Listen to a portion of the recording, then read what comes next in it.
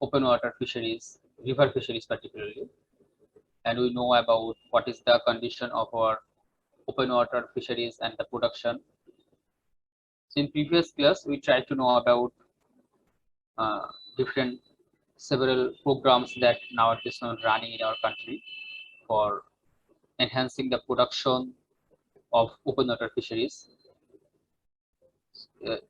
If I would like to recap previous class, then we knew that the sectorized contribution of fisheries production in our country, then what is the condition of open water fisheries resources and the production of open water capture in our total contribution, and what is the basic reason that's why our open water fisheries is declining day by day.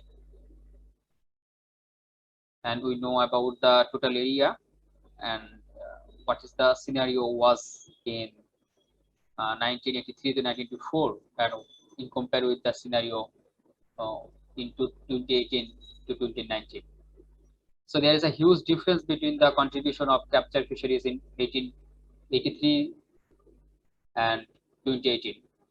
So we know the basic reason behind this. Then we try to find out and figure out some reasons that's why our open water capture fisheries particularly is declining day by day. And you participated and you actually told me approximately 90% of reasons that's why we losing our open water resources, open water fisheries. So today we will discuss about hilsa fishery. I think আমি hilsa fishery সম্পর্কে কিছু তোমাদেরকে বলেছিলাম, তাই না? জি sir. একটু হ্যাঁ, introductory কথা বলা হয়েছিল। So biology of hilsa fishery থেকে মনে হয় আজকে স্লাইডটা কি পড়ানো হয়েছিল? না স্যার। ওকে, না স্যার, হিলসা আজকে শুরু হবে। Okay. So before entering a student's practical, actually I would like to inform you about particular regard. তোমাদের অনেকেরই মনে হইতে পারে বা মনে হয় যে স্যার ম্যানেজমেন্টের প্র্যাকটিক্যাল গুলো কেন ল্যাব বেজ প্র্যাকটিক্যাল না। সো এই কোশ্চেনটা তোমাদের মনে উদয় হওয়াটা স্বাভাবিক যে স্যার আমাদের তো প্র্যাকটিক্যালি হাতে কলমে কিছু শেখানো হয় না, সেক্ষেত্রে আমরা ম্যানেজমেন্টের প্র্যাকটিক্যাল গুলো হাতে কলমে শিখতে চাই। আসলে ম্যানেজমেন্টের প্র্যাকটিক্যাল গুলো তো ওই ল্যাব বেস প্র্যাকটিক্যাল না, তোমাদের এটা মাথায় রাখতে হবে। হ্যাঁ, ম্যানেজমেন্ট আমাদের অ্যাকোয়াটিক এনভায়রনমেন্ট এন্ড রিসোর্স ম্যানেজমেন্টের শুধুমাত্র ফিশ পপুলেশন ডাইনামিক্স এবং তোমাদের 3-2 এর কিছু প্র্যাকটিক্যাল ছাড়া বেসিক্যালি আমাদের বাকি যে প্র্যাকটিক্যাল গুলো আছে, ফার্স্ট ইয়ারে কিছু তোমাদের হাতে কলমে শেখানো ছিল, কিন্তু আমাদের ল্যাব ফ্যাসিলিটিস তখন ওইভাবে we have had on that much infrastructure and lab facilities, so we couldn't able to show you actually in first hand knowledge and hand on practice about different practical.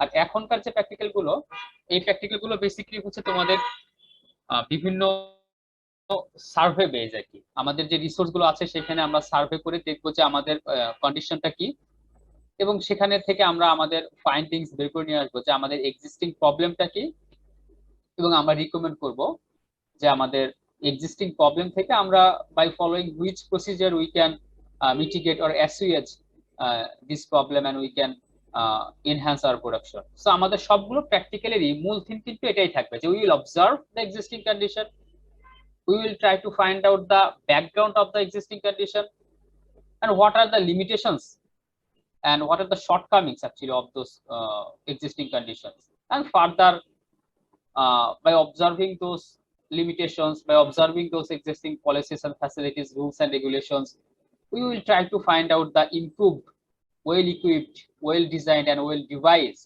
policies for the further enhancement of our production. আমাদের সবগুলো practically মোটো হচ্ছে এটা।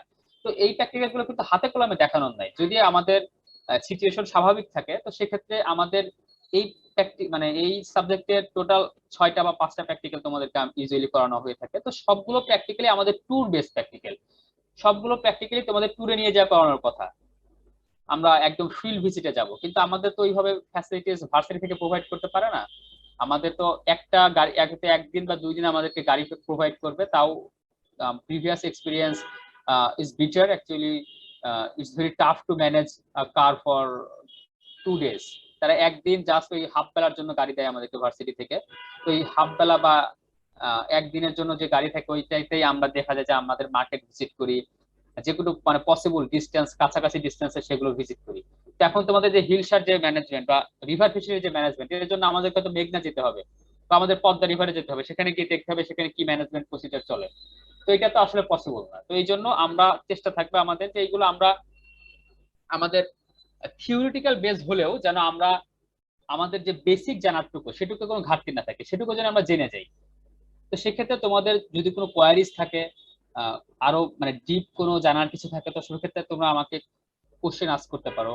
আমি চেষ্টা করব আমার সর্বোত্তম, এখন না পারলেও হয়তো টাইম নিয়ে আমি নিজে জানার ঘাটতি থাকলে আমি সেটা জেনে তোমাদেরকে জানানোর চেষ্টা করব। কিন্তু এই প্র্যাকটিক্যাল গুলো হচ্ছে যে ওই ল্যাব বেসড প্র্যাকটিক্যাল না, যে একটা তোমাকে আমি ওই একটা পেট্রি ডিশে কিছু ব্যাকটেরিয়াল কালচার করতে দিলাম, সেটা তুমি কালচার করে কাউন্ট করে দিলা যে এতগুলো কাউন্ট হয়েছে। It's not like that way practical, it's a different practical, it's a different mode of practical. So you have to concern about this matter. বুঝতে পেরেছো কি? Yes, sir. হ্যাঁ, তো ঠিক আছে, আমরা এখন আমাদের প্র্যাকটিক্যালে ফিরে যাই। So biology of hilsa. দেখো হিলসা আমরা আগেই জানি যে হিলসাকে অ্যানাড্রোমাস স্পিসিস। তো হিলসার এর যে বায়োলজি, এটা তোমরা এখানে কোনো রকেট সায়েন্স নেই, খুবই ইজি একটা বায়োলজিক্যাল ফেনোমেনা। এটা কি করে তোমরা ইজিলি দেখলেই বুঝতে পারবে। যে জিনিসটা আমি তোমাদেরকে বলতে চাও এখান থেকে মানে বোঝানোর প্রয়োজন মনে করি, সেটা হচ্ছে যে দেখো এটা হচ্ছে যে থার্ড যে point, to protect the abdominal reason is covered with 17 to 18 pre-pelvic and 12 to 14 post-pelvic keel bones. তোমরা কি এ পর্যন্ত so far have you experienced about the bone of different fish species? তোমরা কি বোন মানে বোন ফ্রেম করেছো? মানে মাছ কিনে সেটা সিদ্ধ করে সেখান থেকে মাছের কাটা বের করে কোনো অ্যালবাম করেছো? বোন অ্যালবাম যেটা আমরা বলি, সেটা করেছো কি? জেনেটিক্সে করার কথা না স্যার। না, sir. এটা তোমাদের আগে তো করার কথা ছিল, মোস্ট প্রবলি তোমাদের 1-2 তে বা 2-1 এ করার কথা। জেনেটিক্সে তোমরা ইকথাইলজি করেছো না? Yes, sir. আচ্ছা, যদি করে থাকতা মানে সেক্ষেত্রে তোমাদেরকে দেখানো হতো যে দেখে ইলিশ মাছের পেটের দিকে এক ধরনের কাটা থাকে, যেটা আমরা পেটির মাছ বলি বা পেটের অ্যাবডোমিনাল যে অংশটা, পেটির মাছ বা পেটের মাছ, পেটের চাকা বলি। তো সেখানে দেখবা যে ভি শেপের একটা কাটা থাকে, ভি শেপের। হ্যাঁ, এইরকম অনেকগুলো তো মানে এই তোমার হচ্ছে অ্যাবডোমিনাল রিজিয়নে, তলপেট যেটা আর কি, ওইদিকে অনেকগুলো ভি শেপের কাটা থাকে। ওই কাটা গুলোকে বলা হচ্ছে কিলবোন। তো এইরকম এই কিলবোন গুলো হচ্ছে ইলিশ মাছের একটা স্পেসিফিক বা ইউনিক ক্যারেক্টারিস্টিক্স, যেটা এটা পোজেস করে। এটা মাথায় রাখতে হবে। যে অনেক সময় ভাইভাতে বা তোমার হচ্ছে যে আমরা ভাইভায় কোশ্চেন করে থাকি বা বিসিএস এর ভাইভাতে কোশ্চেন আসতে পারে যে কিলবোন কোন মাছের ইউনিক ক্যারেক্টারিস্টিক্স, বা ইলিশ মাছের একটা ইউনিক ক্যারেক্টারিস্টিক্স বলো যেটা সাধারণত অন্য মাছে দেখা যায় না। সেটা হচ্ছে হিলসা বা কেনিওলোসা ইলিশা possesses keelbone. Have you got my point? Yes, sir. Okay. আর একটা জিনিস মাথায় রাখবা যে এর যে স্কেলটা আছে সেটা হচ্ছে সাইক্লয়েড স্কেল। তোমরা অনেকে জানো টিনয়েড স্কেল আছে, সাইক্লয়েড আছে, পার্সিফর্মিসের এক ধরনের আছে, এরকম চানার এক ধরনের থাকে, এরকম আমাদের সিপ্রিফর্মিস যেগুলো আছে সেগুলো এক ধরনের স্কেল থাকে। তো আমাদের ইলিশ যেটা স্যার ফ্লুভিফর্মিস, এটার সাইক্লয়েড স্কেল থাকে। স্যার কিলবোন কি অন্য মাছের থাকে না? কিলবোন অন্য মাছের অত প্রমিনেন্ট কোনো মানে ক্যারেক্টারিস্টিক্স না, যেটা ইলিশের ক্ষেত্রে। অন্য মাছের থাকে না ব্যাপারটা এরকম না, ইন জেনারেল অন্য মাছে থাকে না, কিন্তু কিছু কিছু মাছে থাকতেও পারে। তবে নর্মালি এটা ইলিশে খুব প্রমিনেন্ট এবং ইলিশের খুব ডিস্টিংগুইশ এবং প্রিমিনেন্ট ক্যারেক্টারিস্টিক্স। তুমি যদি নর্মাল রুই মাছটা দেখো সেক্ষেত্রে কিলবোন এভাবে পাবা না। বুঝতে পেরেছো? জি স্যার। বলো তো এই ইলিশ মাছের কিলবোনটা কেন দরকার? ইন্ট্রামাসকুলার বোন। বুঝতে পারিনি, কে কিছু বলছিলে?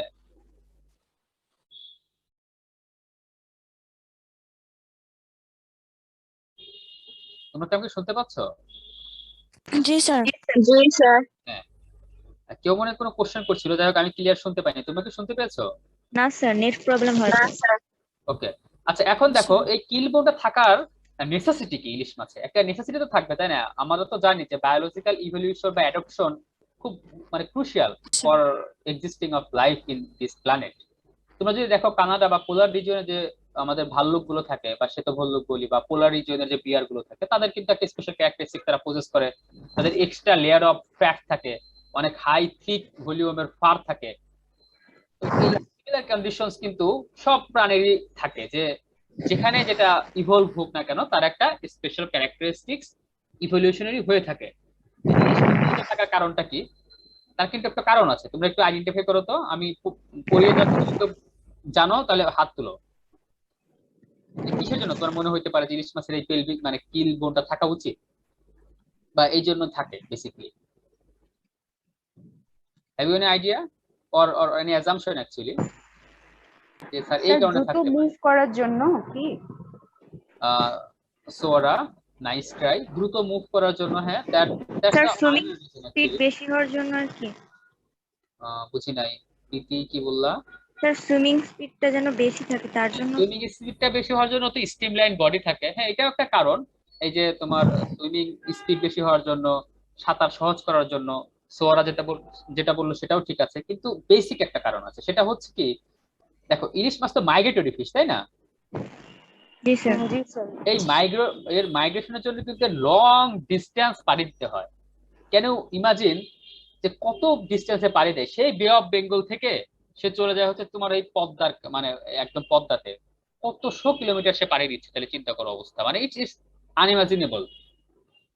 এই যে লং ডিস্টেন্স পাড়ি দেওয়ার জন্য তার যদি বডির ফিজিওলজি তো ওইভাবে অ্যাডপ্ট না করে, তার যদি স্ট্রাকচারটা মনে করো নরম সরম হয়, মানে কোনো কিলবোন নাই, কিলবোনটা কিন্তু অনেক শক্ত, আট সাত থাকে এটা, মানে ইটস এ হেভি।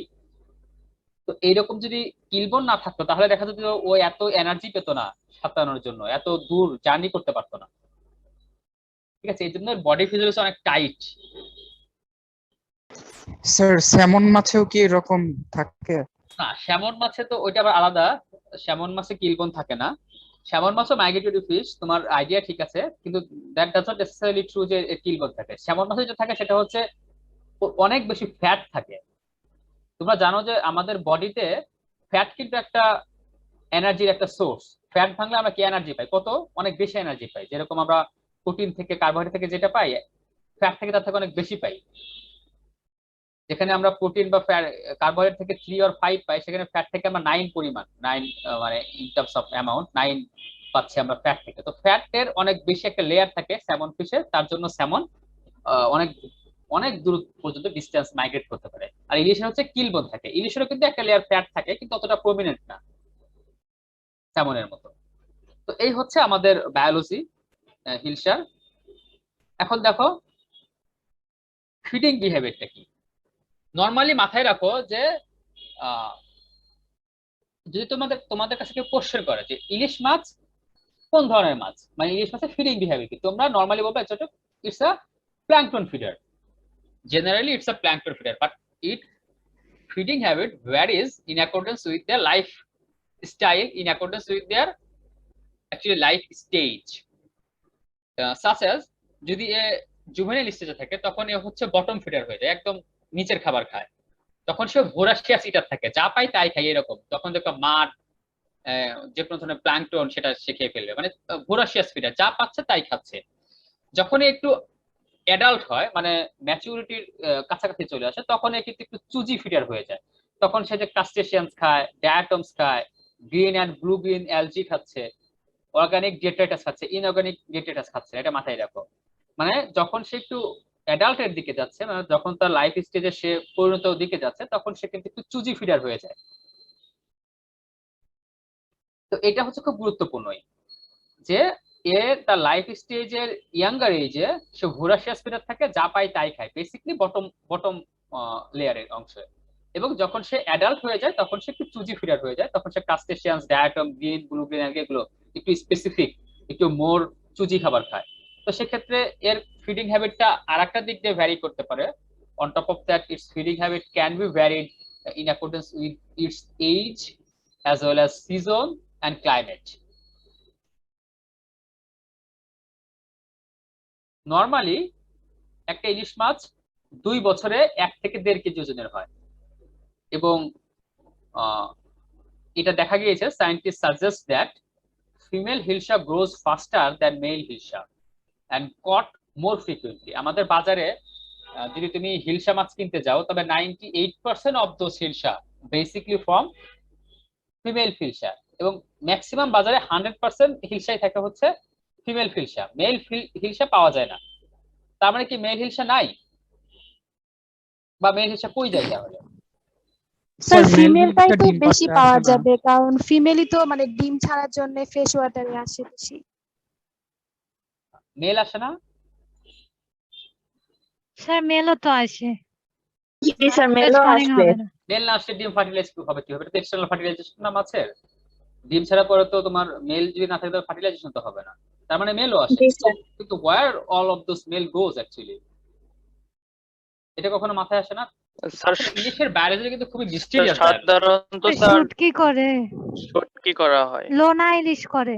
হ্যাঁ, কে বললো এটা? স্যার পিঙ্কি। পিঙ্কি, হ্যাঁ পিঙ্কি, ভেরি গুড। হ্যাঁ, এটা হচ্ছে এই সাধারণত মেল ইলিশের স্বাদ কম্পারেটিভলি অনেক লেস থাকে, ফিমেল ইলিশই খেতে অনেক মজা। মেল ইলিশ টেস্টিরা এবং এটা অনেক ছোট সাইজের হয়। তো এই ইলিশগুলো সাধারণত বাজারে আসে না, এইগুলো ট্র্যাশ ইলিশ হিসেবে যেখান থেকে ক্যাপচার হোক না কেন আলটিমেটলি সেটা লোনা ইলিশ বা সল্টিং এ চলে যায়। তুমি যদি সল্টিং এর সময় বা লোনা ইলিশ কেন, সেটা কিন্তু মূলত হচ্ছে মেল ইলিশ। আর নর্মালি আমরা যে র ইলিশ বা কিনে যেটা খাই বা ফ্রিজে রেখে খাই বা পহেলা বৈশাখ বা আমাদের যে সোকল্ড আমাদের যত পার্টি প্রোগ্রাম প্লাবন উৎসব সেলিব্রেশন থাকে না কেন, সব জায়গায় আমরা যে ইলিশটা মূলত খাই সেটা হচ্ছে ফিমেল হিলসা। কারণ female hilsa in terms of test, in terms of quality, in terms of size, সবকিছুতেই এটা বেটার দেন মেল। এটা মাথায় রেখো।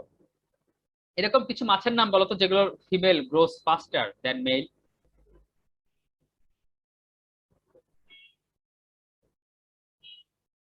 এগুলো কিন্তু খুবই ইম্পর্টেন্ট কোশ্চেন, হ্যাঁ, এগুলো স্পেসিফিকলি জানতে হবে তোমাদের।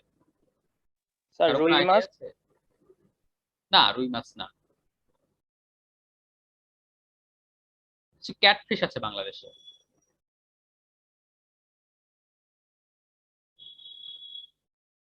ক্যাটফিশ যেরকম তোমার হচ্ছে প্রথম যেটা হেটেরোপ্টেস ফসিলিস মানে আমাদের শিং মাছ যেটা, এটার ফিমেলের growth 1.5 time faster than male. পাবদা, এটারও সেম কন্ডিশন, হ্যাঁ, female growth faster than male. তেলাপের ক্ষেত্রে কোনটা?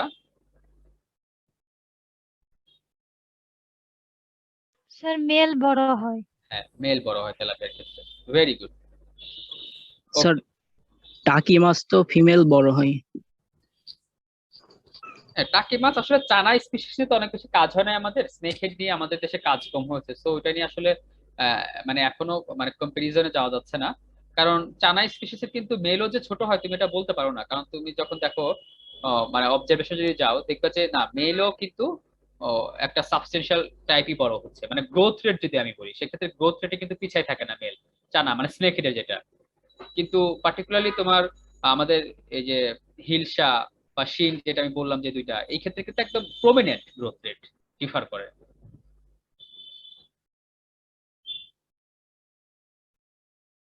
আচ্ছা, life cycle. Previously I mentioned you that Hilsha is an anadromous species.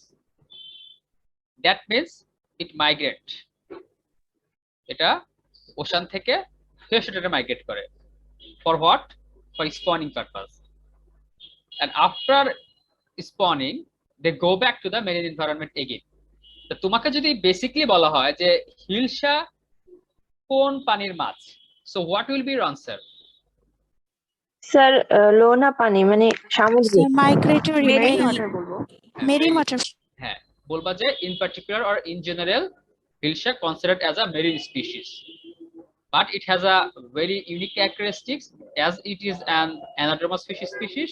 So when its time of spawning or reproduction comes, it migrates to freshwater, and after spawning it again return to the marine species for their rest of the life tour. তার মানে এটা হচ্ছে basically marine species. এইভাবে আনসারটা দিলে তোমার হচ্ছে যে কোনো কনফিউশন থাকবে না। এটা অনেকেই বোঝে না, মানে অনেকেই বলে ফেলে যে এটা নদীর মাছ, এটা স্যার যেহেতু নদী থেকে ধরা হচ্ছে সো এটা নদীতেই পাওয়া যায় নদীর মাছ। এটাও কিন্তু অনেক কনফিউশন তোমাদের প্রিভিয়াস ব্যাচগুলোতে আমি দেখেছি, এটা ক্লিয়ার থাকে যেন। আচ্ছা দেখো, আমরা জানলাম যে এটা ফ্রেশওয়াটারে স্পন করে। তো এটা একটা লাইফ সাইকেল যদি আমি চিন্তা করি, above portion yellow portion indicates fresh water, the middle portion indicates brackish water and the lower portion indicates sea water. তো আমি যদি এইখান থেকে শুরু করি, যেখানে ডিম দেখা যাচ্ছে, স্পনিং করলো ইলিশ মাছ। স্পনিং করার পরে female lays down their eggs and it hatched. লার্ভি হলো, লার্ভি কিছুদিন পরে খেয়ে দিয়ে নার্সারি গ্রাউন্ডে একটু খেয়ে দিয়ে বড় হলো, এটা জাটকা হইলো। জাটকাকে আমরা বলবো হচ্ছে জুভেনাইল ফিশ। মানে জাটকা it looks like ilish, adult ilish, but it's not sexually mature enough to reproduce. জুভেনাইলের একটা গুড সংজ্ঞা আছে, জুভেনাইল এই সংজ্ঞাটাই হচ্ছে বেসিক সংজ্ঞা, যেটা হচ্ছে তুমি জুভেনাইল কাকে বলবা, জুভেনাইল ওই ফিশকে বলবা যেটা হচ্ছে looks like adult one but not mature to sexually reproduce, সেটাকে আমরা বলি হচ্ছে ফিশের ক্ষেত্রে জুভেনাইল। এটা মাথায় রেখো। তো জাটকা হচ্ছে জুভেনাইল হিলসা। তো এই জুভেনাইল হিলসা ফার্দার মাইগ্রেট করবে, মাইগ্রেট করে করে যেহেতু সমুদ্রে, আলটিমেটলি তো সমুদ্রে যাবে সে, তো সমুদ্রে যাওয়ার জন্য সে তাকে এস্টুয়ারি পার হতে হবে। তো সে এস্টুয়ারি বা ব্রাকিশ ওয়াটার পার হয়ে আস্তে আস্তে সে আবার সি ওয়াটারে যাবে।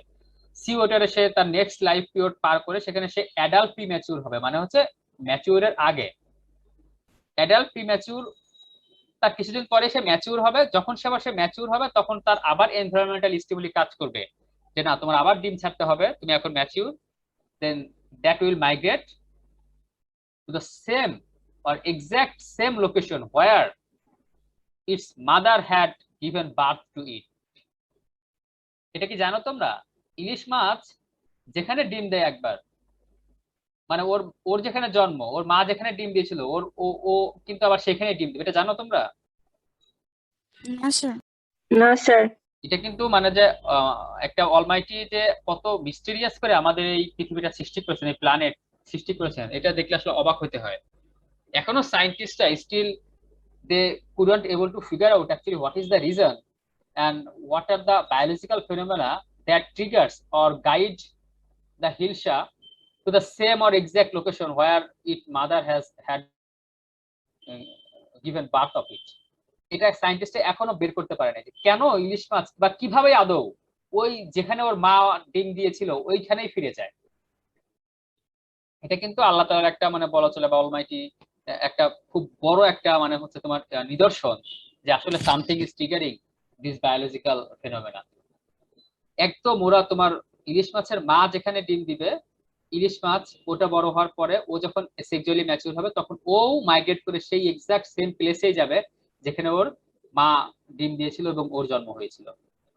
এটা আল্লাহ তাআলার একটা খুব বড় নিয়ামত আমাদের, মানে actually Almighty god created this natural environment or mother nature in a very mysterious way and mysterious phenomenal way. ঠিক আছে, তো এইটা কিন্তু চলতেই থাকে এই সাইকেলটা। হ্যাঁ স্যার, হ্যাঁ বলো। একটা ইলিশ মাছ তো অনেকগুলা মানে বাচ্চাই তো ইয়ে করে, উৎপাদন করে, তাহলে হচ্ছে সেই অনেকগুলা তখন তো ওই মানে ওদের কি বলবো ছোট যে মাছগুলা ওরা আবার কিভাবে বোঝে যে ওই জায়গাতে আবার ওরা তো অনেকগুলা থাকে, তো ওরা তো আস্তে আস্তে অনেক বড় হয়ে যাবে। তো এইভাবে আস্তে আস্তে তো আমাদের যে ইভলিউশন হচ্ছে, তো তখন তো জায়গাটা আরো বেশি স্প্রেড হয়ে যাচ্ছে। জায়গাটা বেশি স্প্রেড হচ্ছে মানে মাছের সংখ্যা বেড়ে যাচ্ছে, তাই না? হ্যাঁ, মাছের সংখ্যা বেড়ে যাচ্ছে, তখন তো আর সে তো মানে মাছের সংখ্যা যখন বেড়ে যাচ্ছে তো ওই জায়গাতে তো যে জায়গাতে ওর মা হচ্ছে ডিম পাড়ছে সেই জায়গাতে তো আর ওই সবগুলাই যেতে পারবে না। আর এটা তো হ্যাঁ, আই গট ইউর পয়েন্ট। তার মানে তুমি বলতে চাচ্ছো যে যেহেতু স্যার একটা ইলিশ মাছ অনেক বেশি ডিম দেয়, যেরকম আমরা দেখবো প্রায় 1 থেকে 2 মিলিয়ন মানে 10 থেকে 20 লাখ ডিম দেয় একটা ইলিশ মাছ। তো এতগুলো বাচ্চা যদি হয় তো ওর মা যেখানে ডিম দিয়েছিল সবগুলো মাছকে ওর ওইখানে যেতে পারবে কিনা, তাই না? এটা তো তোমার কোশ্চেন। জি স্যার, সেটা 1-2 বছরের জন্য না হয় হবে যে একটা প্লেসে তাদের ফিক্স করতে পারবে, কিন্তু এটা তো কালের বিবর্তনে আস্তে আস্তে বেড়েই চলতেছে, তাদের তো তাহলে পরিসরটা আরো বেড়ে যাবে। তো এই দিক থেকে হ্যাঁ, let me give you the answer. That's a very interesting question and nice question also. দেখো আমাদের যে ইলিশ মাছ ডিম দিচ্ছে যে এই যে তোমার প্রায় 10 লাখ থেকে 20 লাখ ডিম দিচ্ছে, এই ডিমের কিন্তু 5% হ্যাচ করে, ঠিক আছে? মানে 5% can be survived in natural condition. যদি মাছের এই যে এত ইলিশ ডিম দেয় সবই যদি তোমার মানে হ্যাচ করে লার্ভি হয়ে মানে সার্ভাইভ করতে পারতো, তাহলে পানিতে হাত দিলে একটা ইলিশ মাছ পেয়ে যেতাম আমরা, বুঝছো? আমি আমি যদি পানিতে হাত দিতাম তাহলে আমি একটা ইলিশ মাছ ধরতে পারতাম। ব্যাপারটা এরকম হইতো যে গিজ গিজ করতো ইলিশ মাছের, ব্যাপারটা আসলে তা হয় না। এর মাত্র 5% হচ্ছে সার্ভাইভ করতে পারে জাটকা হিসেবে। আচ্ছা, এখন জাটকা হিসেবে যখন সে যাবে, এর মধ্যে অনেক মাছ ধরা পড়ে যায়, জালে বলো যেভাবে হোক ধরা পড়ে যায়। এবং দেন যখন যে সমুদ্রে যায়, সমুদ্রে গিয়েও তো মনে করো যে তোমরা যখন 4-1-এ যাবে তখন আমি তোমাদেরকে পড়াবো fish population dynamics. Fish population dynamics একটা টার্ম আছে, ফিশিং মর্টালিটি। ফিশিং মর্টালিটি দুই ভাবে হয়, একটা হচ্ছে ফিশিং মানে সরি মর্টালিটি, একটা হচ্ছে ফিশিং মর্টালিটি, আর একটা হচ্ছে ন্যাচারাল মর্টালিটি। তো ফিশিং মর্টালিটি হচ্ছে আমরা যে মাছকে ধরে ফেলি, জাল দিয়ে ধরে ফেলি বা বিভিন্ন ভাবে যা মাছ ধরে ফেলতেছি, সেটা হচ্ছে মানে হিউম্যান ইন্টারভেনশনের ফলে যে মাছটা ধরা যায় সেটা হচ্ছে ফিশিং মর্টালিটি।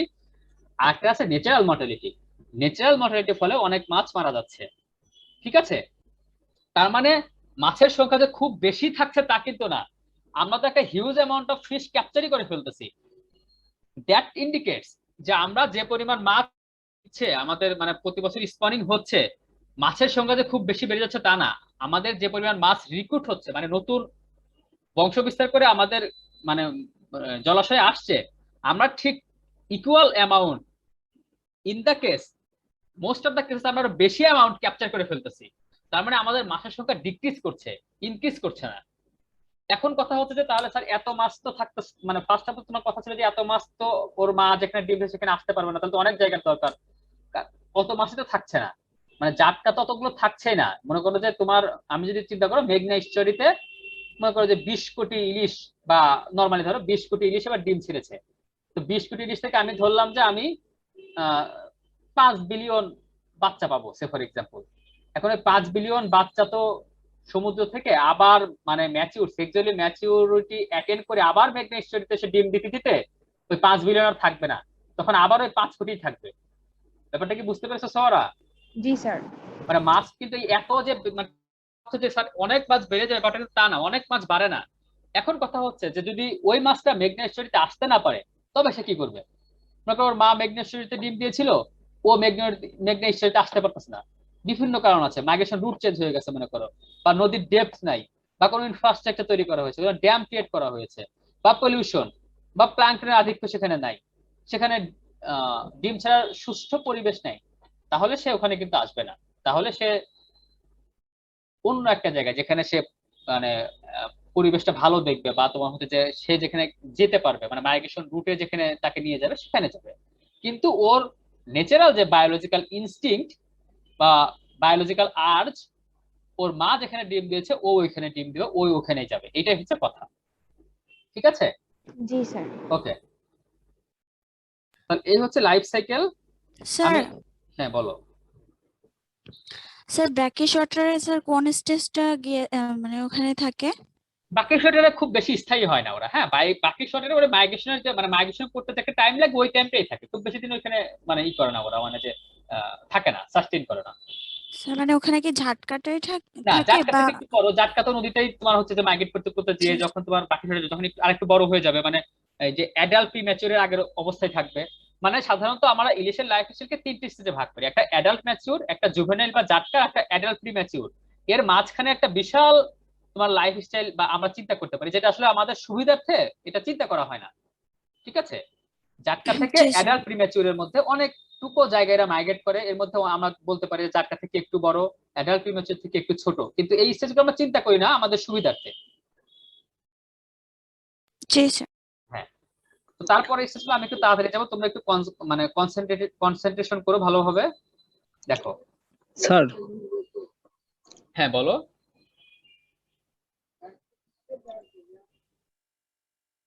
কেউ বলতে চাচ্ছিলে কিছু, বলো।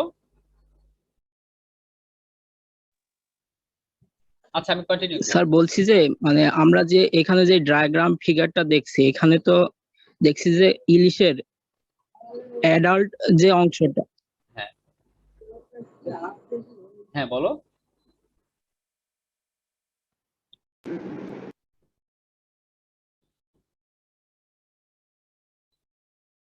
আচ্ছা তুমি পরে বলো, হ্যাঁ আমি আমি এই করি আগাতে থাকি, তুমি রেখো মাথায় রাখো কোশ্চেনটা, পরে বলো আমাকে। আচ্ছা দেখো, তাহলে এরা 1 থেকে 2 বছরের মধ্যে সেক্সুয়ালি ম্যাচিউর হয়। আর adult hilsa migrate towards estuarine and freshwater areas for breeding. Generally, two types of migratory patterns usually we can see in hilsa shad in Bangladesh. First one is the খুব important south west monsoon migration. এটাই হচ্ছে main migration, যেটা September থেকে অক্টোবরে হয়। বাংলাদেশে এখন এটা অক্টোবরে হচ্ছে। তোমরা জানো যে 4 অক্টোবর থেকে নেক্সট 22 দিন ইলিশ মাছ ধরা নিষেধ। তার মানে আমরা এইটা এবার অক্টোবরে করেছি, মানে অক্টোবরে এই সাউথ ওয়েস্ট মনসুন মাইগ্রেশনটা হবে, এটা মাথায় রেখো।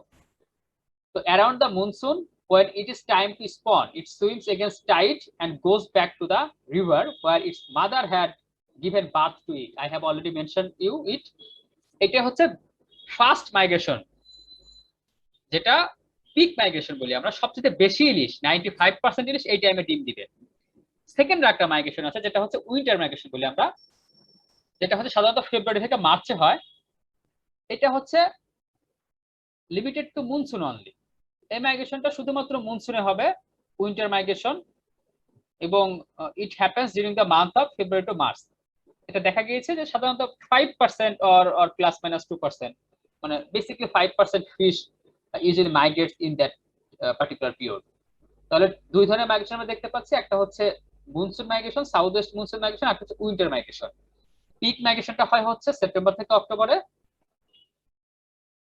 যখন 95% হিলসা উইল মাইগ্রেট। দেখো দুইটা মাইগ্রেশন রুট ফলো করে আমাদের দেশের হিলসা। একটা হচ্ছে যে মানে নরমালি আমাদের এই বে অফ বেঙ্গল, এই বে অফ বেঙ্গল ধরে যে মেঘনা এস্টুয়ারি ধরে পদ্মাতেও একটা এস্টুয়ারি আছে, তোমরা জানো যে আমরা যখন দেখবো স্যাংচুয়ারি আছে আর কি। এই মেঘনা এস্টুয়ারি ধরে এই পদ্মা দিয়ে একটা কলকাতার দিকে চলে যায় ইলিশের মাইগ্রেশন, কিন্তু এটা এখন বেশি হচ্ছে না, কারণ ফারাক্কা ব্যারেজের কারণে এইটাতে এখন ইলিশের আধিক্য কমে গেছে। তো একটা হচ্ছে এই মাইগ্রেশন, আর একটা হচ্ছে আমাদের নর্মাল যে পদ্মার এই দিকে হয়ে মানে যমুনা বা ব্রহ্মপুত্র এই দিকে যাচ্ছে বা মেঘনার দিকে যাচ্ছে। এখন মেঘনার দিকে বেশি মানে মোস্ট ফিশ নর্মালি আমরা মেঘনা রিজন থেকে ক্যাপচার করি। তো এই দুইটার মাইগ্রেশন থাকে, একটা হচ্ছে আমাদের ওয়েস্টার্ন রুট যেটা গঙ্গার, এটা লেসার অ্যামাউন্ট, আর একটা হচ্ছে আমাদের নর্মাল অ্যামাউন্ট যেটা যে hilsa moves from the Bay of Bengal to Bangladesh rivers for spawning. এটাই আমরা ধরবো যে মেঘনার দিকে যেটা মাইগ্রেশন সেটা, আর হচ্ছে গঙ্গার দিকে একটা মাইগ্রেশন।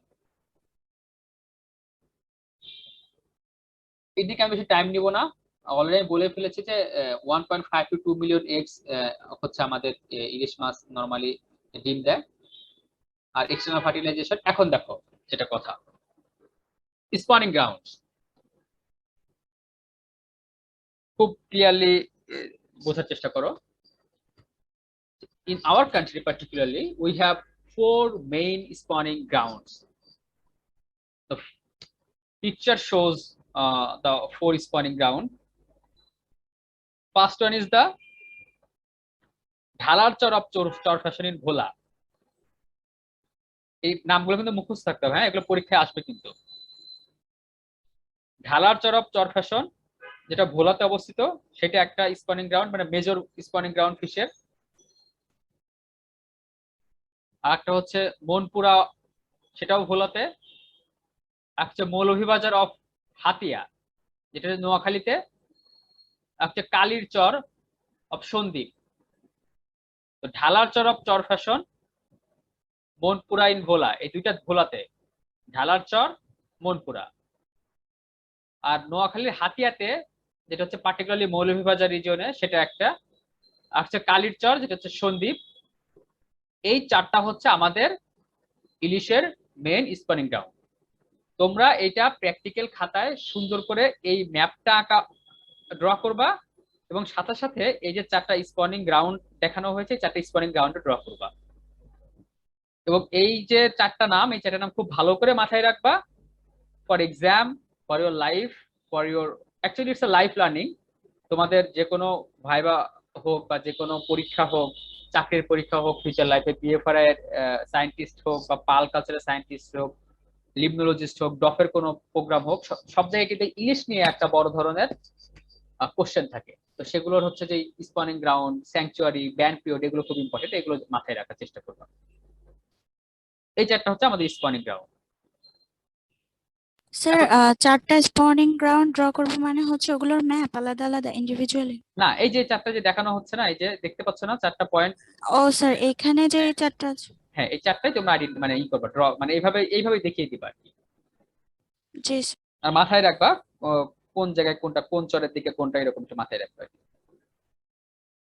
হ্যাঁ। দেখো এইটা যে নার্সিং কিভাবে হয়, আমরা তো জানি যে ইলিশ মাছ ওইখানেই ডিম দিবে যেখানে তার of spring will get enough amount of crustaceans, blue green algae or plankton. So free floating egg যখন হ্যাচ করবে তখন লার্ভি হবে 6 থেকে 10 মাসের মধ্যে। 6 থেকে 10 মাসের মধ্যে এইটা হচ্ছে তোমার 12 থেকে 20 সেন্টিমিটার হয়, এটাকে আমরা জাটকা বলি। তো এই জাটকা যখন হবে তখন সে সেখানে এই কিছুদিন মনে করো হ্যাচ করার পরে কিছুদিন খেয়ে দিয়ে সেখানে একটু হৃষ্টপুষ্ট হবে, দেন সেটা মাইগ্রেট করা শুরু করবে মেরিনের দিকে। আচ্ছা, তাহলে আমরা দেখো প্রথম পর্যায়ে এই প্র্যাকটিক্যালটা আমি 3টা অংশ যদি ভাগ করি, ফার্স্ট পোর্শনে আমরা জানার চেষ্টা করলাম যে আমরা কতটুকু মানে আমাদের ফিশ ওপেন ওয়াটার ক্যাপচারের অবস্থা কি, রিভার ফিশারির অবস্থা কি সেটা জানার চেষ্টা করেছি। সেকেন্ড পোর্শনে আমরা হিলসা মানে রিপ্রেজেন্টেটিভ ফিশারির ক্ষেত্রে ওপেন ওয়াটারে আমাদের কোন ফিশটা সবচেয়ে বেশি ক্যাপচার হয় বা সেটার ম্যানেজমেন্ট কি, সেখান থেকে আমি পিক করেছি হিলসাকে। আমি রুই পিক করতে পারতাম, আমি কাতলা পিক করতে পারতাম, I can pick chana, snake head or small indigenous species.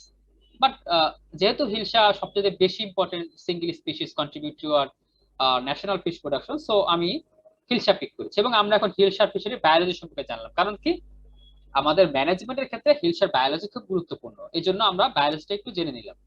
এখন আমরা জানবো হচ্ছে যে অ্যাকচুয়ালি হিলসার কি কি ম্যানেজমেন্ট প্র্যাকটিস আমাদের দেশে আছে এবং এই ম্যানেজমেন্ট প্র্যাকটিসের ড্রব্যাকস গুলো কি কি, এবং by following which procedure we can mitigate these drawbacks. Okay, let's have a look. Hilsa sanctuary, normally sanctuary মাথায় রাখলে হিলসা স্যাংচুয়ারি মাথায় আসবে। স্যাংচুয়ারি কি একদম বলো তো দেখি আমাকে একটু। স্যার মৎস্য অভয়ারণ্য মানে যেখানে মৎস্য মাছ। হ্যাঁ এক্স্যাক্টলি, মৎস্য অভয়ারণ্য যেখানে ইলিশ মাছের অভয়ারণ্য করবে সেটা hilsa sanctuary, that's it. G sir. Hilsa যদি ওপেন ওয়াটার ফিশ সেটা ওপেন ওয়াটারে এই স্যাংচুয়ারিটা হবে, এটাই বলা হয়েছে যে হিলসা স্যাংচুয়ারি হচ্ছে হিলসা মাছ যেখানে এরকম তোমার অভয়ারণ্য থাকবে সেটাই হচ্ছে হিলসা স্যাংচুয়ারি, যেখানে আমরা ক্যাপচার করবো না, ডিস্টার্ব করবো না। এখন এইরকম 6টা হিলসা স্যাংচুয়ারি আমাদের দেশে আছে, যেখানে নার্সারি গ্রাউন্ড মানে হচ্ছে জাটকা এই যে খেয়ে দিয়ে হৃষ্টপুষ্ট হয়, বড় হয়, সেই রকম আমাদের 6টা স্যাংচুয়ারি আছে। খুবই ইম্পর্টেন্ট, মাথায় রাখতে হবে এক্সামের জন্য, তোমাদের নিজেদের জন্য, চাকরির পরীক্ষার জন্য। এবং এই ম্যাপটা সাথে সাথে মাথায় রাখতে হবে, এই ম্যাপটা সেম কালার দিয়ে ড্র করবা। যেরকম মনে করো পদ্মা স্যাংচুয়ারির পদ্মার একটা কালার ইউজ করলে মেঘনা তার একটা কালার ইউজ করবা, দেন হচ্ছে তোমার লোয়ার মেঘনা তার একটা কালার, তেতুলিয়া স্যাংচুয়ারি তার একটা, এরকম কালার ইউজ করে এই ম্যাপটা ড্র করবা খাতায়। আচ্ছা দেখো, ফার্স্ট ওয়ান পদ্মা স্যাংচুয়ারি। তো পদ্মা স্যাংচুয়ারি এই যে আমার যে গঙ্গার যে ভাগ যদি আমি চিন্তা করি, রেড যে পোর্শনটা এটা হচ্ছে লোয়ার পদ্মা স্যাংচুয়ারি বা পদ্মা স্যাংচুয়ারি বলে, কারণ পদ্মাতে একটাই আছে তো এটা নিয়ে কোনো কনফিউশন নেই, পদ্মা স্যাংচুয়ারি। দেন আপার মেঘনা, এই যে আপার মেঘনা স্যাংচুয়ারি, লোয়ার মেঘনা স্যাংচুয়ারি, লোয়ার মেঘনা স্যাংচুয়ারি এটা কিন্তু অনেক বড় স্যাংচুয়ারি। দেখো লোয়ার মেঘনা স্যাংচুয়ারি হচ্ছে সবচেয়ে, যদি আমি বলি হচ্ছে যে মানে আমাদের ইলিশের একটা সবচেয়ে মানে পিক বা maximum amount of largest amount in terms of volume hilsa fish will capture lower মেঘনা স্যাংচুয়ারি থেকে। তেতুলিয়া স্যাংচুয়ারি, তেতুলিয়া স্যাংচুয়ারি যে তোমার অনেকটা, এটা কি কালার, ব্লু কালার? জি স্যার এরকম। ব্লু কালার দিয়ে বোঝানো হয়েছে তেতুলিয়া স্যাংচুয়ারি। দেন হচ্ছে আন্ধারমানিক স্যাংচুয়ারি, ফিফথ স্যাংচুয়ারি, এটা মাথায় রাখো, খুবই ছোট স্যাংচুয়ারি যেখানে দেখানো হচ্ছে একদম লাস্টের দিকে, এটা একটু স্পেশালিটি আছে আমি ব্যাখ্যা করব পরে, মাথায় রেখো। আর হচ্ছে হিজলা মেহেন্দিগঞ্জ স্যাংচুয়ারি, এটা হচ্ছে সিক্সথ স্যাংচুয়ারি। এটা এই যে দেখো একটু বিচ্ছিন্ন ভাবে অনেকগুলো যে তোমার গ্রিনিশ বা টিয়া টিয়া কালারের একটা যে কালারটা, এটা অনেকটা বিক্ষিপ্ত একটা মানে অনেকটুকু জায়গা বিচ্ছিন্ন হবে, যেটা সিক্স স্যাংচুয়ারি হিজলা মেহেন্দিগঞ্জ। তো তোমাদের করতে হবে কি এই পুরো চারটা একদম ঠোঁটস্থ করে ফেলতে হবে।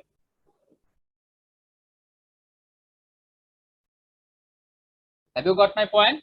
What I am saying right now? Yes sir. Sir Very good. হ্যাঁ, এখন দেখো এই 6টা স্যাংচুয়ারিতে জাটকা খেয়ে দিয়ে হৃষ্টপুষ্ট হবে, বড় হবে, মাছ এসে ডিম ছাড়বে, সেগুলো সেখানে ইজিলি হ্যাচ করবে, আমরা কোনো ডিস্টার্ব করব না, সেখান থেকে বাচ্চা হবে, বাচ্চাকে ডিস্টার্ব করবো না, বাচ্চা খেয়ে দিয়ে বড় হবে, তারপর তারা মাইগ্রেট শুরু করবে। তো আমরা এখানে ব্যানিং পিরিয়ড ক্রিয়েট করব, যে যে ব্যানিং পিরিয়ডের ফলে ওই পার্টিকুলার টাইমে আমরা কোনো ইলিশ মাছ ধরবো না। সেটা কি দেখো, সবগুলো স্যাংচুয়ারির ব্যানিং পিরিয়ড হচ্ছে মার্চ থেকে এপ্রিল, এক্সেপ্ট আন্দারমানিক। আমি বলেছিলাম না আন্দারমানিকটা একটু ছোট এবং একদম দেখো সমুদ্রের কাছাকাছি, বে অফ বেঙ্গল হচ্ছে নিচে, জি হ্যাঁ স্যার। বে অফ বেঙ্গল নিচে। তো আন্দারমানিক স্যাংচুয়ারি একদম সমুদ্রের কাছাকাছি, এবং মাছকে এখানে আসতে কোনো মাইগ্রেশন করতে হয় না, তেমন একটা খুব বেশি মাইগ্রেট করতে হয় না, এবং উইন্টার সিজনে, ড্রাই সিজনে মাছ এইখানটাতে স্যাংচুয়ারি মানে এইখান থেকে অবস্থান করে। আর এইখানে যেহেতু মাছ মাইগ্রেট করে, সুতরাং এইখানে মনসুন মানে হচ্ছে আমাদের যেটা মানে মনসুন পিরিয়ড বা বর্ষাকাল বা যে পার্টিকুলার টাইম আমাদের পানি নদীতে পানি থাকে, ওই টাইমটাতে এইখানে আমরা অ্যাপ্লাই করি, ব্যান পিরিয়ড অ্যাপ্লাই করি। সো সবগুলো স্যাংচুয়ারিতে মার্চ থেকে এপ্রিল হচ্ছে আমাদের ব্যান পিরিয়ড। এই টাইমে আমরা জাটকা বা আমাদের কোনো ধরনের মাছই সেখানে ধরবো না, শুধু জাটকা না, সব ধরনের মাছ ধরে সেখানে নিষেধ থাকে। এবং আন্দারমানিকে নভেম্বর থেকে জানুয়ারি, কারণ কি, কারণ এটা হচ্ছে পার্টিকুলারলি এখানকার মাছগুলো ওইখানেই রিজার্ভ মানে ওইখানেই থাকে, বেশি মাইগ্রেট করতে পারে না, কারণ কি উইন্টার সিজনে পানির আধিক্য থাকে না, সুতরাং এরা চাইলেও মাইগ্রেট করতে পারে না, এরা ওই পার্টিকুলার জায়গাতেই থাকে। এবং এই জন্য এদের তোমার ব্যানিং পিরিয়ড হচ্ছে নভেম্বর থেকে জানুয়ারি, যেটা হচ্ছে ড্রাই সিজনে। আর পার্টিকুলারলি আর সবগুলো হচ্ছে মার্চ থেকে এপ্রিল। ওকে, স্যার এই পিরিয়ড কি কখনো চেঞ্জ হয় না? চেঞ্জ হইতে পারে না, এটা চেঞ্জ হইতে পারে, বায়োলজিতে আসলে কিছুই ফিক্স না। হ্যাঁ স্যার, গত বছর দেখো ব্যানিং পিরিয়ড ছিল কত, গত বছর ব্যানিং পিরিয়ড কিন্তু 4 অক্টোবর থেকে শুরু হয়েছিল না, এবার কিন্তু 4 অক্টোবর থেকে শুরু হয়েছে। ঠিক আছে, এবার হ্যাঁ, তো এগুলো variable actually, it's not actually fixed, it's variable and it depends on lots of factor actually. You may say the biological phenomena like environmental stimuli, অমাবস্যা পূর্ণিমার একটা ব্যাপার থাকে, সেখানে ফুল মুন থাকতে পারে, বা তোমার হচ্ছে আমরা যেটা বলি হচ্ছে যে জোয়ার ভাটার একটা ব্যাপার থাকে, সাথে সাথে তোমার হচ্ছে যে আমাদের আদার্স যে ফ্যাক্টর গুলো থাকে, ওয়াটার কোয়ালিটি প্যারামিটার থাকে, তো অনেকগুলো ফ্যাক্টরের সাথে related. Actually there are different factors overlap each other, intersected each other to determine the breeding, feeding as well as spawning biology of any particular species. এটা আমাদের ক্ষেত্রেও, মানুষের ক্ষেত্রেও, সব ধরনের প্রাণীর ক্ষেত্রেই পার্টিকুলারলি কোনো জিনিসই বায়োলজিতে ফিক্সড না। তোমরা জানো যে কেমিস্ট্রিতে ফিক্সড, যে কত মলিকুলার অক্সিজেন, কত মলিকুলার হাইড্রোজেনের সাথে বিক্রিয়া করে কত molecules water will be produced, that's fixed. In physics, fixed.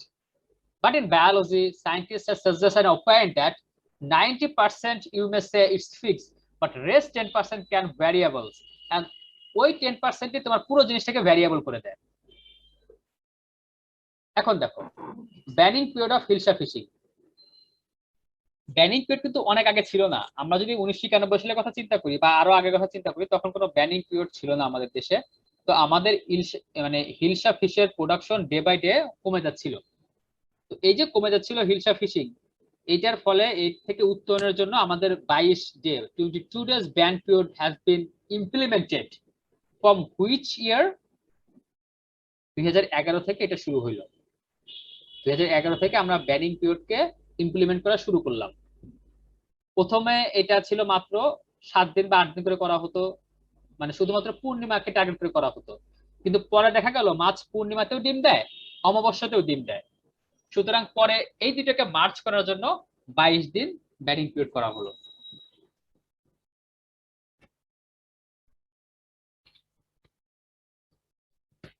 এবং তারপরে দেখা গেল আমাদের প্রোডাকশনে অনেক বেশি ইমপ্রুভ করেছে। এই যে যেটা বললাম 1991 সালের আমরা 20 বছর, 1991 সাল থেকে তার আগের 20 বছর আমরা দেখেছি যে ইলিশ মাছের প্রোডাকশন কমে গিয়েছে। তারপর আমরা ব্যানিং পিরিয়ড অ্যাপ্লাই করলাম 2011 সাল থেকে। তখন দেখা গেল আমাদের প্রোডাকশন 45% ইমপ্রুভ করেছে, যে আমরা জাটকা নিধন বন্ধ করেছি, ব্যানিং পিরিয়ড ইমপ্লিমেন্ট করেছি। তো এইটার ফলে তার আগেই আমাদের একটা প্ল্যান ছিল 2011 সালের আগে, 2003 সাল থেকে, সেটা হচ্ছে আমাদের government establish hilsa fisheries management action plan, যেটা সংক্ষেপে আমরা বলে থাকি FMAP, Hirsha Fisheries Management Action Plan. This action plan is the first and the foremost and the first unique initiative by any government of any countries to protect and preserve hilsa. আমাদের দেশই প্রথম হিলসাকে রক্ষা করার জন্য এমন একটা পদক্ষেপ নেয় এবং এর আন্ডারে আমরা কিছু কাজ করি। সেগুলো কি দেখো, আমরা স্যাংচুয়ারিজ এর আন্ডারে আমরা দেখভাল করি, স্যাংচুয়ারিজ গুলো ডিক্লেয়ার করি। আমাদের স্পনিং গ্রাউন্ড যে 4টা আছে, যেটা মেজর স্পনিং গ্রাউন্ড, প্রথম স্লাইডে পড়ানো হলো যে ভোলার ওইদিকে 2টা, হ্যাঁ, নোয়াখালীর ওইদিকে একটা, সন্দ্বীপের ওইদিকে একটা, সেই 4টি স্পনিং গ্রাউন্ড আমরা এটার আন্ডারে আমরা ডিটারমাইন করি, ডিমার্কেট করি এবং ম্যানেজ করি। যে 22 দিন যে অক্টোবর বা সেপ্টেম্বরের দিকে আমরা ফিশ ব্যানিং করি, যে মাছ ধরা যাবে না, পরিবহন করা যাবে না, মজুত করা যাবে না, সেটাও এই হিলসা ফিশারিজ ম্যানেজমেন্ট অ্যাকশন প্ল্যানের অংশ। এবং আমরা যে কনজারভেশন অ্যাক্ট আছে সেগুলোকে আমরা ইমপ্লিমেন্ট করি মোবাইল কোর্টের মাধ্যমে। তোমরা দেখে থাকবে ম্যাজিস্ট্রেট গিয়ে বাজারে বাজারে রেড দেয়, দেখভাল করে, সেটাও কিন্তু এই হিলসা ফিশারিজ ম্যানেজমেন্ট পলিসির আন্ডারে আমরা করে থাকি। এবং আমরা আমাদের জেলেরা যাতে মানে ক্ষতিগ্রস্ত না হয়, তারা যাতে লুকিয়ে লুকিয়ে মাছ নিধন না করে, মাছ ক্যাপচার না করে, preventing them for these heinous activities, we will provide some sorts of compensation in terms of money, in terms of rice. আমরা তাদেরকে 40 কেজি করে চাল দেই। তো এই সব কিন্তু এই হিলসা ফিশারিজ ম্যানেজমেন্ট অ্যাকশন প্ল্যানের আন্ডারে করা হয়ে থাকে এবং এর ফলে আমরা সুফল পেয়েছি। আমাদের হিলসা প্রোডাকশন অনেক বেশি বৃদ্ধি পেয়েছে এবং ডে বাই ডে এটা ইমপ্রুভমেন্টই হচ্ছে, এটা বেড়েই যাচ্ছে। স্যার, এত ইমপ্রুভমেন্ট হওয়ার পরও আমাদের কেন ইলিশের বাজার এত বেশি? হ্যাঁ, ইলিশের বাজার এত বেশি স্যার, আমাদের কি সবকিছুর বাজার কি কমেছে বলতো দেখি? এটা একটু মাথায় আনো যে কোন না জিনিসের স্যার, দাম কম। কিন্তু সেটা ঠিক আছে, কিন্তু ইলিশ তো যেহেতু আমাদের জাতীয় মাছ, তাহলে এটা তো আমাদের যারা প্রত্যন্ত অঞ্চলে বসবাস করে তারা কিন্তু এটা কিন্তু খুব একটা তাদের কাছে অ্যাবিলিটি নাই, হ্যাঁ, মানে তারা নিতে পারে না, তাদের কাছে তেমন কোনো মানে সে কষ্ট অনেক বেশি। হ্যাঁ, তো তাহলে জাতীয় মাছই বা কেন হলো, আর কেনই বা হচ্ছে আমাদের এত প্রাচুর্য থেকেও তারা পাচ্ছে না? আচ্ছা, হ্যাঁ, very good thought, actually appreciate your thought. দেখো, মানে ইলিশ মাছের প্রায়োরিটিস যেটা এবং এর দাম বেশি হওয়ার একটা কারণ কি, যে যখন ইলিশ মাছের অ্যাভেলেবিলিটি থাকে তখন কিন্তু একটু কম দাম থাকে এবং ইলিশ মাছ কিন্তু প্রিজার্ভ করা যায় না। তোমরা জানো কিনা, ইলিশ মাছ কিন্তু অনেকদিন ফ্রিজে রেখে খাওয়া যায় না, একটু টেস্টটা ডিফার হয়ে যায়। অন্য অনেক মাছ বা মাংস তুমি কিন্তু ফ্রিজে অনেকদিন রেখে খেতে পারো, কিন্তু ইলিশ মাছটা কিন্তু এটা করা যায় না। টেস্ট, যেহেতু এটা ফ্যাটি ফিশ, এটা ইলিশ মাছ বেশি দিন ফ্রিজে থাকলে এটা টেস্ট একটু ডিটেরিয়েট করে। আর হচ্ছে যে ইলিশ মাছের দাম বেশি, এর একটা কারণ হচ্ছে যে ইলিশ মাছ তো এমনিতে মানে টেস্ট বেশি, এটার ডিজায়ার বা ডিমান্ড বেশি এবং বাজারের আরো গতানুগতিক অন্য সবকিছুর সাথে চিন্তা করলে ইলিশের দাম খুব বেশি বলা যায় না, কারণ in terms of test, in terms of তোমার হচ্ছে যে মানে অ্যাভেলেবিলিটি, ডিজায়ার, তো সবকিছু মিলিয়ে আমাদের মুদ্রাস্ফীতি, আমাদের পার্চেজিং পাওয়ার, ইনকাম যেহেতু আমাদের বেড়েছে, সো এটা অতটা বেশি বলা যায় না। তবে হ্যাঁ, তুমি যেটা পয়েন্ট আউট করেছো অবশ্যই এটা ঠিক যে আমাদের দেশের রিমোট বা আমাদের দেশের প্রত্যন্ত মানে মার্জিনাল পিপল এখনো ইলিশের স্বাদটা ওইভাবে নিতে পারে না। হয়তো বছরে 3-4 দিন ইলিশ খায়, তারা বড় ইলিশ খেতেই পারে না, ছোট ছোট ইলিশ যেগুলো সেগুলো খায়। হ্যাঁ, এইটা আমাদের এইখানে একটা মানে ইন্টারভেনশনের প্রয়োজন আছে। আমরা কিভাবে সেটা করতে পারি সেটাই আমাদের দেখতে হবে, যে ইলিশ মাছকে প্রিজার্ভ করা যাবে নাকি ইলিশ মাছের সিন্ডিকেট আছে। তোমরা জানো ইলিশ মাছের কিন্তু বিশাল সিন্ডিকেট আছে। জি এটা স্যার, পশ্চিমবঙ্গে অনেক চলে যায় স্যার, হ্যাঁ, দেখলাম অনেক গতকালকে মাছ আমরা নিউজ। তো আমাদের সরকার কিন্তু ইলিশ মাছ এক্সপোর্ট করা বন্ধ করে দিয়েছে, এটা জানো কিনা তোমরা? কিন্তু huge amount of ilish, huge amount of ilish তোমার হচ্ছে চোরাই পথে পশ্চিমবঙ্গে চলে যাচ্ছে, আরো বিভিন্ন কান্ট্রিতে যাচ্ছে এবং আমাদের মিডল ইস্ট একটা বিশাল বাজার ছিল, সেখানে কিছু দেওয়া হইতো, কিন্তু এই চোরাই পথে অনেক মাছ চলে যায়। সুতরাং যাওয়ার ফলে আমাদের অ্যাভেলেবিলিটি মানে আমাদের লোকজন মাছ ধরছে কিন্তু সেটার মার্কেট আমাদের দেশে থাকছে না, আমাদের পুয়ার পিপল সেটা কিনতে পারছে না। এটা একটা প্রবলেম, এইখানে আমাদেরকে ইন্টারভিন করতে হবে। স্যার, ঠিক আছে, আমাদের জনসংখ্যা তো অনেক বেশি sir, over populated sir. Sir, এত চাহিদা তো পূর্ণ করা যাবে না।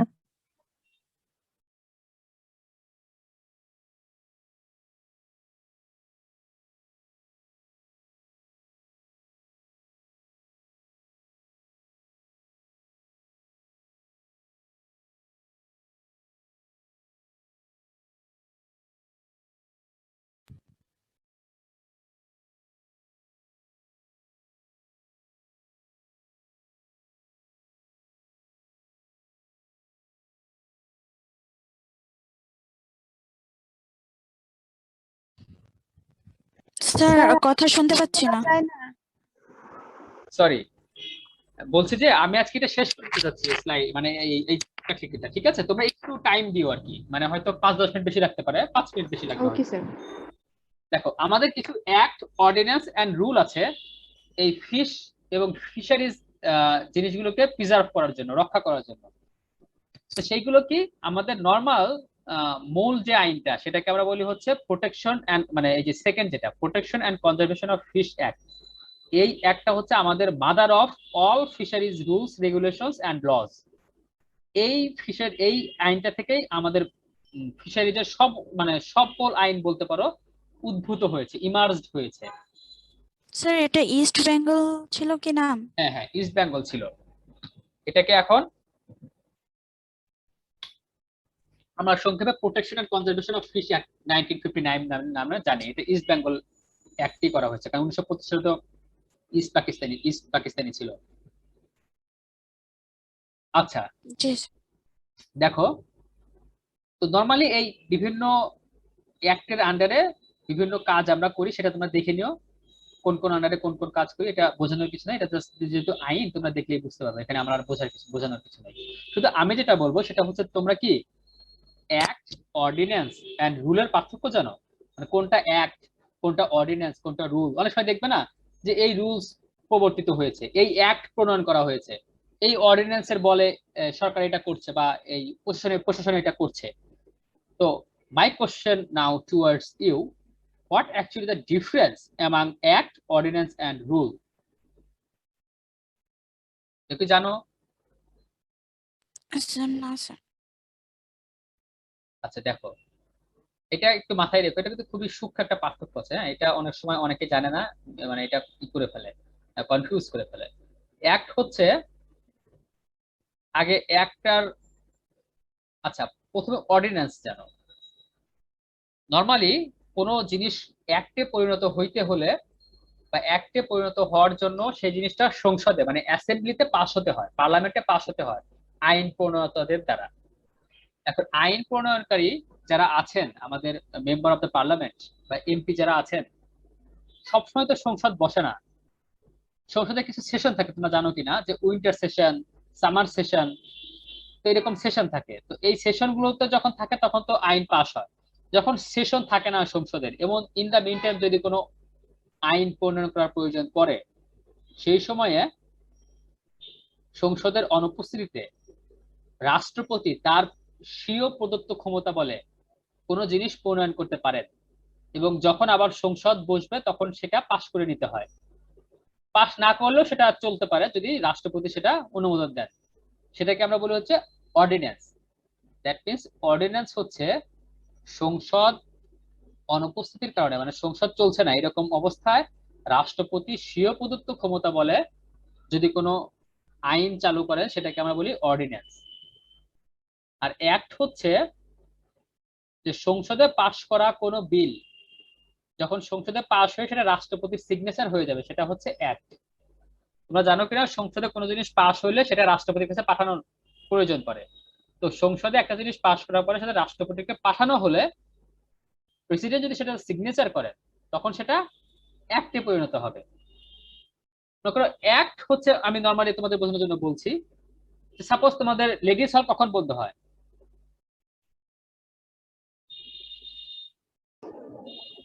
তোমাদের আমাদের ইউনিভার্সিটিতে উইন্টার ভ্যাকেশন 8টা। 8টাতে বন্ধ হয়। ওকে, সাপোজ মনে করো শেরে বাংলা এগ্রিকালচার ইউনিভার্সিটি অথরিটি 8টার সময় লেডিস হল বন্ধ করে, এটা তাদের অ্যাক্ট, এটা পড়াশোনা করতে পাস হয়েছে।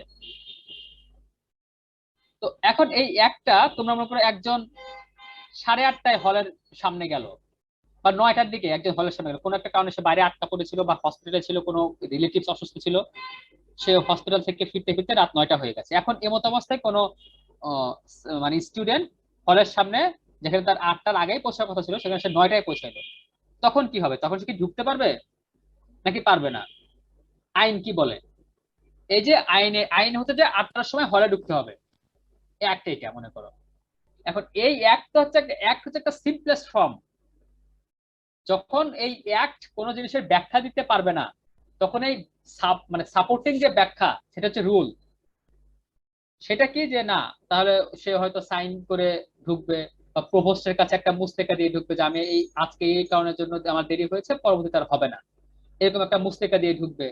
তার মানে হচ্ছে রুল হচ্ছে অ্যাক্টকে বিশদভাবে ব্যাখ্যা করার জন্য বা অ্যাক্টকে প্রপারলি ইমপ্লিমেন্ট করার জন্য কখনো কখনো আমাদের এক্সেস বা এক্সট্রাঅর্ডিনারি কিছু দরকার হয়, সেটাকে আমরা বলবো রুল। তাহলে অ্যাক্ট, অর্ডিন্যান্স এন্ড রুল এর পার্থক্য কি বুঝতে পেরেছো?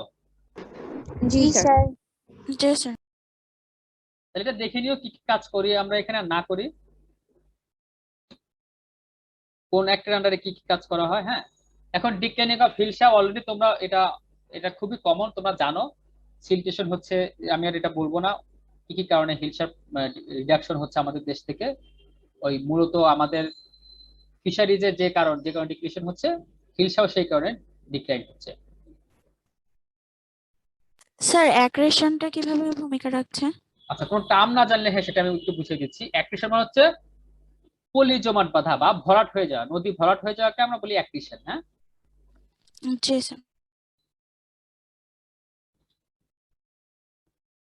আচ্ছা, আমরা মোরলেস লাস্ট স্লাইডে চলে আসছি যে আমাদের হিলসা কি কি রিকমেন্ডেশন, আমাদের আমরা কিভাবে হিলসা প্রোডাকশন, আমাদের যে এক্সিস্টিং পলিসি আছে এটাও খুব ভালো পলিসি, এর ফলে তো আমাদের ইলিশের প্রোডাকশন বাড়ছে। তো তারপরে কিছু ল্যাপস এন্ড গ্যাপস আছে। we will definitely intervene, try to minimize of those lapses and gaps. So what should we do? We will prevent illegal fishing gear should be using, and we will implement prohibition of using illegal fishing to reduce overfishing, excessive fishing pressure and illegal fishing. এটা আমরা করব না, যে আমরা over ফিশিংও করব না, excessive ফিশিংও করব না, ইলিগাল ফিশিংও করব না। এবং যারা করে আমাদের ফিশার্স যারা আছেন তারা তো না পারতে করেন, মানে ব্যানিং পিরিয়ডে, তো আমরা তাদেরকে যে কম্পেনসেশন দিচ্ছি, 40 কেজি করে চাল দিচ্ছি বা আরো অল্টারনেটিভ ইনকাম জেনারেশন ব্যবস্থা করছি, হয়তো কারো কুটির শিল্পের কাজ শেখাচ্ছি, কারো একটা ভ্যান কিনে দিচ্ছি। সো এরকম ভ্যারিয়াস অর ভ্যারাইটি ওয়েজ আমরা ফলো করে আমরা তাদেরকে ইনকাম জেনারেটিং সোর্স ক্রিয়েট করার মাধ্যমে তাদেরকে নিবৃত্ত করতে পারি। We will refrain them from catching fisheries in the banning period, সেটা আমরা করব। The fishing ban period in sanctuary areas is not properly enforced. অনেক সময় দেখা যায় হয় না, ঘুষ খায় বা তোমার হচ্ছে যে অনেকেই টাকা পয়সা দিয়ে ম্যানেজ করে, প্রশাসনকে ম্যানেজ করে জেলেরা গিয়ে মাছ ধরে ফেলে, সেটা করে। তো এরকম অনেক কিছু আছে যেগুলো আমাদেরকে প্রপারলি ম্যানেজ করতে হবে। Well governance we should implement there. Local fishermen should be included in this management policy, offering of compensation to them in proper way. No corruption should be allowed. Activities of mobile court should be increased. যে mobile court করি আমরা, ইলিশ মাছ যাতে ban পিরিয়ডে না ধরা যায় সেটা আমরা চেষ্টা করব। শুধুমাত্র ইলিশ মাছ না, আমরা সব ধরনের ফিশের জন্য এই মোবাইল কোর্ট পরিচালনা করতে পারি। And finally, marine pollution through stop dumping of harmful chemicals should be controlled strictly. Though in our country we will not dump, we usually don't dump any sorts of harmful chemical in our part of Bay of Bengal, but Indians sometimes do. Indians dump the harmful chemicals in their part of Bay of Bengal, and there is no boundary in the Bay of Bengal. You know, this is the Bangladeshi portion, this is the Indian portion. We cannot create wall for creating dividation between Bangladeshi portion and Indian portion. So ultimately, Indian portion যদি কোনো hamper হয়, we will get the negative impact on those harmful effects. So we should prevent that also, and for that purpose we should take some initiative. We should properly devise some sorts of policy where we can inclusively engage the government of the People's Republic of Bangladesh as well as the government of the India as well as Myanmar for implementing these rules, regulations and laws in proper way to sustain and enhance our fish production in our coming days. So conclusion তোমরা নিজের ভাষায় নিজের মতো করে লিখবে, এটা তোমাদের নিজেদের মানে মুনশিয়ানা দেখাতে হবে এখানে তুমি কতটুকু ভালো করে লিখতে পারো, কনক্লুশন কিভাবে টানতে পারো। So finally thank you everyone for your nice cooperation and patience sharing and showing perseverance. And now floor is open for asking any type of questions, queries regarding this subject and practical or without practical. Sir আমার একটা question ছিল, তখন network প্রবলেমের জন্য বলতে পারিনি। হ্যাঁ বলো এখন তুমি। স্যার বলছি আমরা যে ইলিশের লাইফ সাইকেল ডায়াগ্রামটা দেখলাম, তো ওখানে দেখলাম যে মানে অ্যাডাল্ট যে ইলিশটা সেটা হচ্ছে ম্যারিন ওয়াটারে থাকবে, আর জুভেনাইল বা জাটকা এগুলো থাকবে হচ্ছে নদীতে। কিন্তু আমরা তো সাধারণত দেখি যে নদীতেই বড় ইলিশ পাওয়া যায়, আর সমুদ্রের থেকে যে ইলিশগুলো পাওয়া যায় ওইগুলো ছোট। তো এটা হওয়ার কারণ কি? না, সমুদ্রের থেকে যে ইলিশটা পাওয়া যায় সেটা ছোট, ব্যাপারটা এরকম না। নরমালি আমরা নদী থেকে যে ইলিশটা ধরি, দুইটা ইলিশ ধরি আমরা নদী থেকে। একটা হচ্ছে যে মা মাছ ডিম দিতে এসেছে, ওই মাছটা তো ডিম পাড়ার পরে ওই মাছটা কি করে বলো?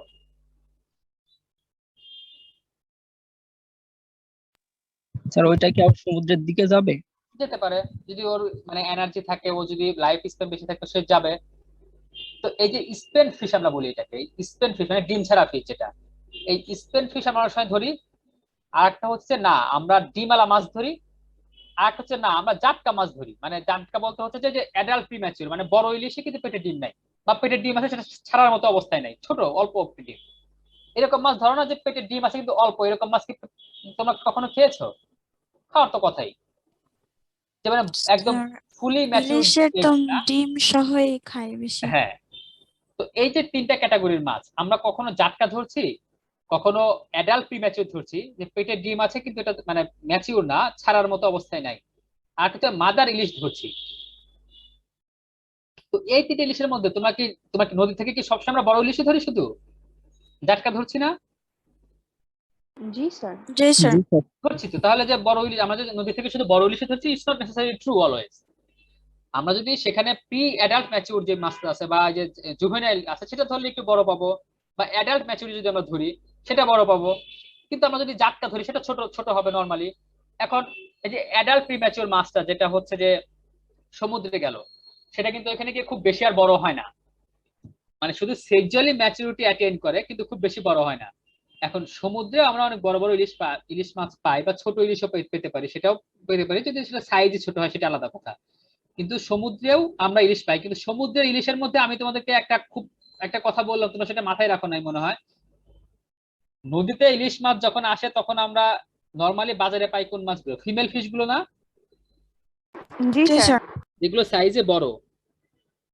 আমরা মেল ইলিশ যেটা ধরি সেটা আমরা দেখতে পাই না, কারণ সেটা আমরা যে লোনা ইলিশ বা শুটকি করলেতে পাঠাই দেই। কিন্তু সমুদ্র থেকে যে মাছ ধরা পড়ে সেখানে কিন্তু তোমার ওই নরমালি মেল ইলিশের আধিক্য বেশি বেশি ধরা পড়ে ওইখানে, মানে সমুদ্র থেকে।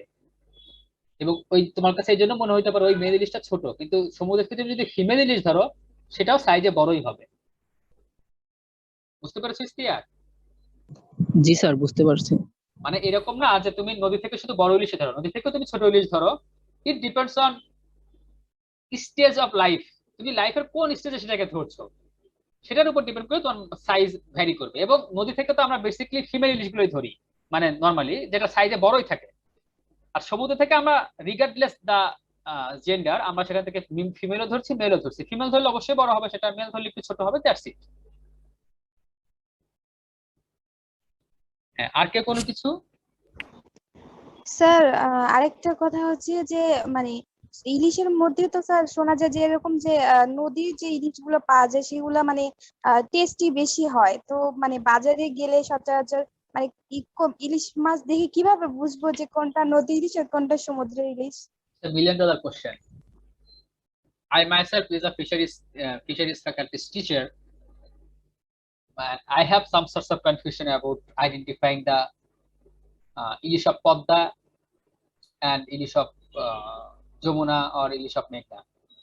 তবে কিছু কিছু পার্থক্য আছে, যে নরমালি যে ইলিশগুলো, কোন ইলিশ সবচেয়ে বেশি টেস্টি বলো তো? কোন রিভারের ইলিশ? পদ্মা স্যার পদ্মার মেঘনা। সাইজের মেবি যেগুলা পদ্মার ইলিশ। পদ্মার ইলিশে আলাদা নেম এন্ড ফেম আছে।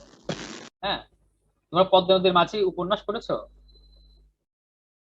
জি স্যার, মুভিটা দেখছিলাম। স্যার আমাদের এটা ছিল না। ও, তোমরা মিস করেছো। তোমাদের কি ছিল ইন্টারমিডিয়েটে, মানে এসএসসি তে? লাল আচ্ছা, সালু। স্যার লাল সালু।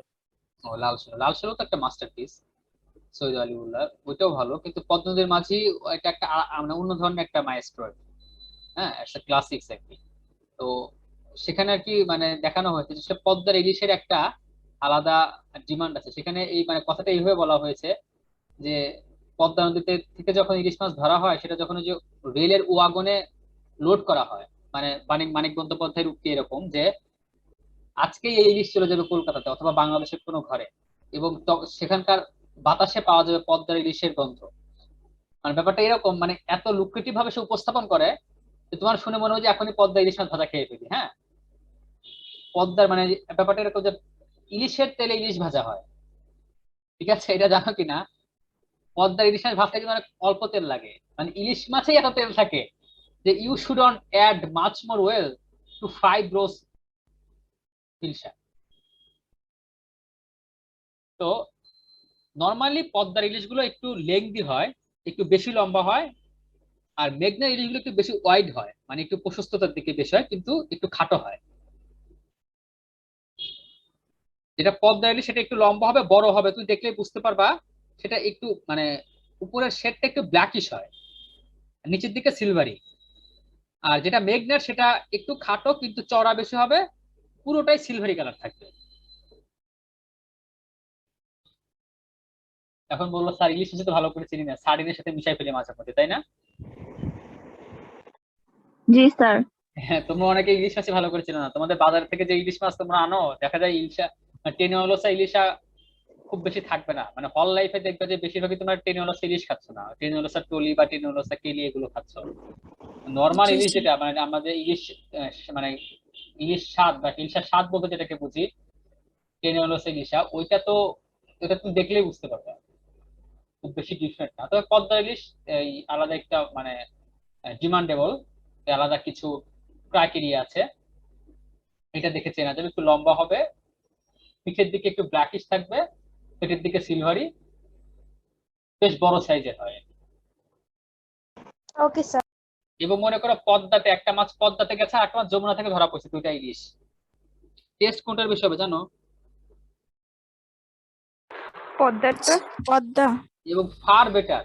মানে আমার বাসা তো হচ্ছে তোমার পদ্মা যমুনার দুইটার ইলিশের টেস্ট আমার করার মানে সৌভাগ্য হয়েছে। মানে তোমার মানে পদ্মা যমুনার ক্রিস ক্রিস কানেকশন যেখানে তার মানে ওই ওই রিজন দিয়ে, মানে I have some sorts of experience about collecting hilsa of that region. তো যে মাছটা একই জায়গা মনে করো পদ্মা যমুনা মানে মিলিত হয়েছে জাস্ট মনে করো যে 5 কিলোমিটারের ব্যবধান, একটা মাছ যমুনা থেকে ধরা পড়েছে আর একটা পদ্মা থেকে ধরা পড়েছে, টেস্ট ফার ফার ডিফারেন্স। পদ্মারটার টেস্ট যদি হয় মনে করো 90% বেটার, যমুনাটার হয় মনে করো যে 60%। এটা মানে একটা মিস্টিরিয়াস অ্যাকচুয়ালি। সো আমার যেটা মানে ই থাকবে তোমাদেরকে আমি বললাম যে দেখো মাছ নিয়ে, হ্যাঁ, ইলিশ মাছ নিয়ে অনেক কাজ করার আছে। আমরা এখনো জানি না ইলিশ মাছ কিভাবে, কোন বায়োলজিক্যাল ফেনোমেনা তাদেরকে তাকে ট্রিগার করে তার মা যেখানে ডিম দিয়েছে সেখানে ডিম দেওয়ার জন্য। কিভাবে এটা সম্ভব, এটা যদি তুমি আইডেন্টিফাই করতে পারো, বা আমাদের মাছের মাইগ্রেশন মানে ইলিশের মাইগ্রেটরি প্যাটার্ন কিভাবে চেঞ্জ হয়, কেন পদ্মা ইলিশ বেশি বেশি tasty rather than Jamuna, Brahmaputra, মেঘনা। তো এইগুলো যদি তুই মানে এইগুলো নিয়ে কাজ করা যথেষ্ট, মানে তোমার হচ্ছে সুযোগ সম্ভাবনা যেটাই বলে না কেন পোটেনশিয়ালিটি আছে। So my question is right now, having potentiality is another thing, but nurturing it, nourishing it in a proper way is very crucial. So I urge you, all of you, to deep down dive inside to know about the Hinsha and its biology and management policy. So saying so, I would like to conclude today's session and hope you will be okay and join in my next class as much as you can. So till now, Allah Hafiz. Okay sir, ইনশাআল্লাহ। আসসালামু আলাইকুম sir. আসসালামু আলাইকুম sir.